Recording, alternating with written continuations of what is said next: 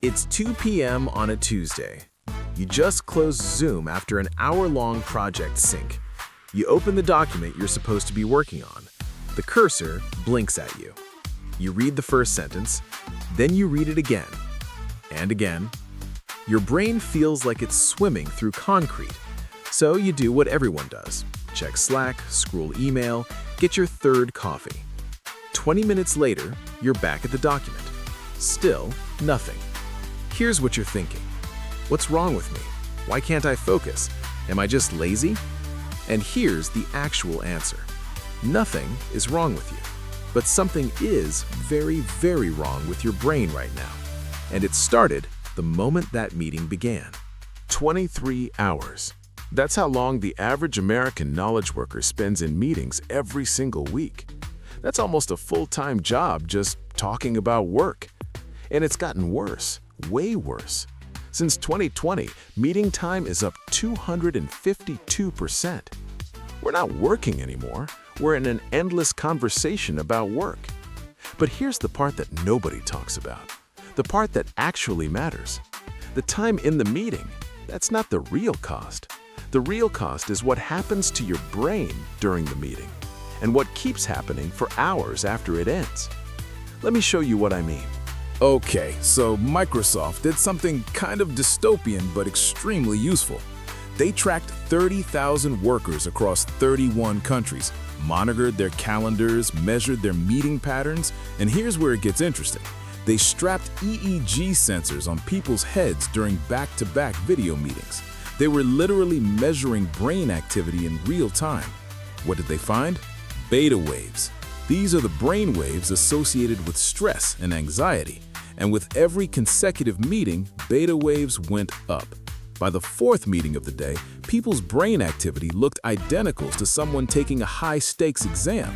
Except here's the thing, the exam never ends. It just keeps going. 9 a.m. stand-up, 10 a.m. sync, 11:30 another sync because the first one didn't sync enough apparently. Lunch meeting because God forbid we just eat. Then afternoon meeting stacked until 5. By the end of the day, your brain has been in exam mode for 8 hours straight. So when you can't focus at 2 p.m., that's not a personal failing. That's your brain doing exactly what it's supposed to do under sustained cognitive stress. It's shutting down. So what's actually happening in your brain during a meeting? Let's break this down because it's worse than you think. Your brain is doing 3 things at once. First, the obvious one, processing information. Someone's talking about Q4 targets or whatever, and you're listening. Fine. That's what you think meetings are. But here's the second thing happening, and this is where it gets expensive. You're monitoring everyone else in the meeting. And I don't mean casually. I mean your brain is running constant surveillance. Is Sarah paying attention, or is she multitasking? Is your boss annoyed? Did Mark just roll his eyes? Who's about to interrupt? Did I just talk over someone?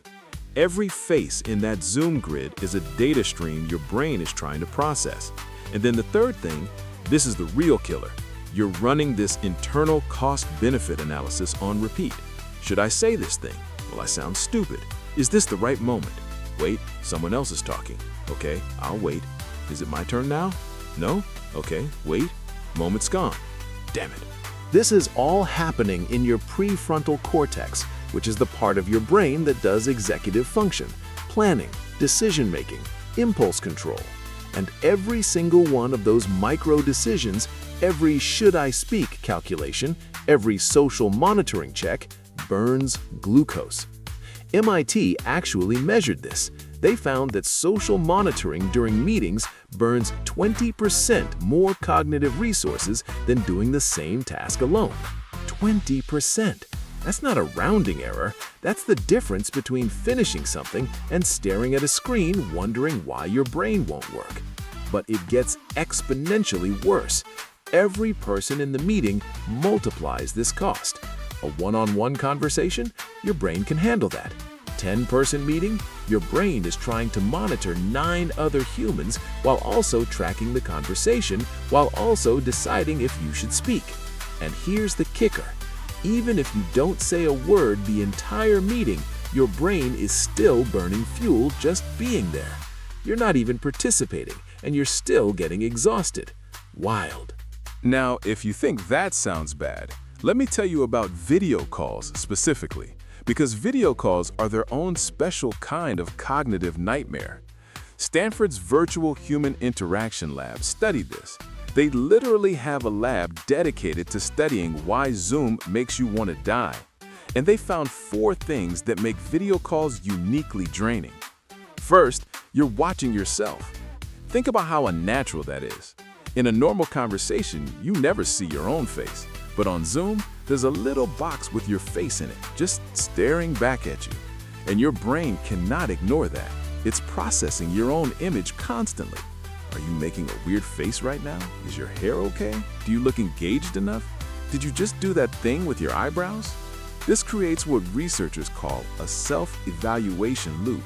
Your brain is burning energy on how you look instead of what you're thinking. It's like trying to have a conversation while staring in a mirror. Nobody would choose to do that. But on video calls, you have no choice. Second problem. Eye contact doesn't work at all. Here's why. If you look at someone's eyes on your screen, you're not looking at your camera. So on their screen, you're not making eye contact with them. You're looking down or to the side.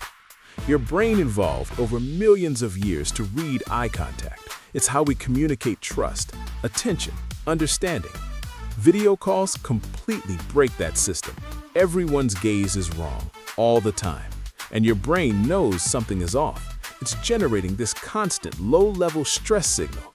This social interaction doesn't make sense. Something's wrong here. You can't pinpoint what it is, but your amygdala is quietly freaking out the entire call. Third issue, you can't move. In a real meeting, you shift positions. You lean forward when something's interesting. You gesture when you're explaining something. You turn your body toward whoever's speaking. All of that is natural communication. On video, you're locked in a box. Move too much and you're out of frame. Move too little and you look like a hostage video. Your brain wants to use your body to communicate, but it can't. That creates this thing called cognitive motor dissonance. Your brain is planning movements that never happen. It's like revving an engine in neutral. All that energy, nowhere to go. And fourth, there's a delay. Even on perfect internet, there are tiny delays between audio and video. 50 milliseconds, 100 milliseconds. Your brain expects perfect synchronization. When someone speaks, their lips should move at the exact same moment you hear the sound. Video calls break that. Audio arrives before video, or video arrives before audio, and your brain has to constantly recalibrate. It's running error correction code the entire call, trying to make sense of inputs that don't quite line up. After 3 hours of video meetings, researchers measured cortisol levels. You know what they found? Same cortisol as a job interview. Your body literally thinks you've been in a high-pressure evaluation for 3 straight hours. No wonder you're fried. Okay, but here's the part that actually ruins your day. The part that explains why you can't focus after meetings end. When that Zoom call closes, your brain doesn't just switch off and move to the next thing. It can't. There's this phenomenon discovered by a researcher named Sophie Leroy called attention residue. Here's how it works. When you switch from task A to task B, part of your attention stays stuck on task A. Imagine your brain is a whiteboard. During the meeting, that whiteboard gets covered in notes. Who said what you were supposed to remember, that comment you didn't make, Q4 targets, action items, whatever. The meeting ends, you need to write a report now. But nobody erased the whiteboard. All that meeting stuff is still there, faded, but there, like ghostwriting. So now you're trying to work on a whiteboard that's already full of semi-transparent text from an hour ago. That's attention residue. And it's worse when the previous task was unresolved, like a meeting that ended without a clear decision, or conflictual, like there was tension or disagreement, or socially charged, like there were status implications or someone got called out. Sound like most meetings? Yeah. Leroy's research showed this residue lasts 20 to 30 minutes per switch. But here's the problem. Nobody has just one meeting anymore. you have back-to-back meetings. So meeting 1 leaves residue, meeting 2 adds another layer on top, meeting 3 compounds it, meeting 4? By meeting 4, your working memory looks like a whiteboard that's been written on 4 times without ever being cleaned. You're trying to think through 4 layers of cognitive graffiti. And suddenly, it makes sense why 4 p.m. feels like your brain is wading through mud, why you can't remember what you did all day even though you were busy for 8 hours, while you go home mentally destroyed from sitting in a chair. You didn't lose your focus. Your brain is just contaminated. So how much does this actually cost? Harvard Business School tracked 76 companies over 3 years. They measured output on meeting heavy days versus meeting light days. On days with 4 or more hours of meetings, deep work output dropped by 47%. 47%! Errors went up 30%. Tasks took 25% longer to complete. But here's the part that should make you angry. The damage doesn't even stop that day. The next day, the day after a meeting-heavy day, cognitive performance was still down 23%. Monday's meetings don't just wreck Monday, they wreck Tuesday too. Think about that. Your productivity on Tuesday is being destroyed by decisions someone made on Monday's calendar. So, if meetings are this destructive, why does every company keep scheduling more of them? Why is the solution to every problem, let's have a meeting about it? 3 reasons. First, visibility bias. Meetings look like work. A manager can see collaboration happening. People are talking, there's an agenda, there are action items. It feels productive. Deep work is invisible. If you're sitting at your desk thinking through a hard problem, you look like you're doing nothing. So deep work gets deprioritized in favor of visible activity, even if that visible activity is destroying everyone's ability to do actual work. Second reason, diffused accountability. If a project fails and it was decided in a meeting, nobody's personally responsible. We all agreed. It was a team decision. Individual decision-making has individual accountability. Someone has to own the outcome. Meetings let everyone hide. And third, coordination theater. Meetings feel necessary. They feel like the way work gets done, even when they're actively preventing work from getting done. It's security theater, but for productivity. Here's what actually happens. Look at your calendar. It's probably packed with colored blocks, meetings from 9 to 5 with maybe 30-minute gaps. When do you do the work you're meeting about? You don't. Not during work hours, so the work happens in the margins. You wake up at 6 and get 2 hours in before meetings start. You stay late after everyone's gone. You work weekends, not because you're slow or inefficient, because your workday is designed to prevent you from working. The actual work happens before work and after work. The middle part, the part that's supposed to be work, is just talking about work. And here's the cost nobody calculates. That 1-hour meeting with 10 people didn't cost 1 hour. It cost 10 hours of human cognitive capacity, plus the 2-hour recovery window per person where their brains are contaminated with attention residue and can't focus. That's 30 hours. 30 hours of organizational brain power, gone, for one meeting. Now think about how many meetings your company had this week. Think about all those 30-hour chunks just evaporating. And then everyone wonders why nothing ever gets done. You know what that meeting could have been? An email. Asynchronous, thoughtful, everyone responds when their brain is actually working. Or a document where someone writes down their thinking and everyone else can read it and process it on their own time. Or a decision by the person closest to the work. Fast, informed, accountable. But we don't do that. We schedule a meeting, not because meetings are effective, because they're easy to schedule. So what's actually happening when you feel stupid after a meeting? When you're sitting there at 2 p.m. unable to form a coherent thought? Your brain has spent the last hour burning through glucose, monitoring 9 other humans. It's created layers of attention residue that are contaminating your working memory. Your cortisol levels are elevated, which reduces cognitive flexibility. Your prefrontal cortex is depleted from running 1,000 micro-decisions about when to speak.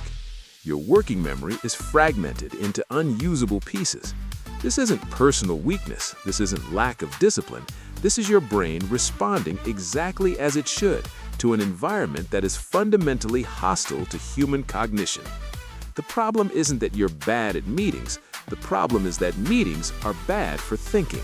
Your brain evolved for focused attention on one thing at a time. Hunting, tracking, building, creating, thinking deeply about a single problem. It did not evolve to simultaneously monitor 10 people's facial expressions while processing verbal information, while running internal status calculations, while deciding if now is the right moment to speak. That's not what human brains are built for. Every meeting is asking your brain to do something it's terrible at, and then we act surprised when we can't focus. We blame ourselves. We think we need better time management or more willpower or a different productivity app. None of that fixes the actual problem. The most productive people don't have better meeting strategies. They have fewer meetings. They protect their cognitive capacity like it's their most valuable resource, because it is. They understand this isn't a time management problem. It's a cognitive architecture problem. And you cannot hack your way around how your brain works. So if this changed how you think about that color-coded nightmare you call a calendar, you might want to understand the other ways modern work is systematically destroying your ability to think, because meetings are just one part of it. I'm breaking down the psychology and neuroscience behind why everything about modern work feels impossibly hard. Not productivity tips, not life hacks, just the actual science of what's happening in your brain. Next video, I'm explaining why multitasking is neurologically impossible and why every time you think you're multitasking, you're actually just making yourself temporarily dumber. Or if you want to know why email creates the exact same cognitive damage as meetings, just slower and more insidious, that's coming too. This is just how your brain works, and once you see it, you can't unsee it.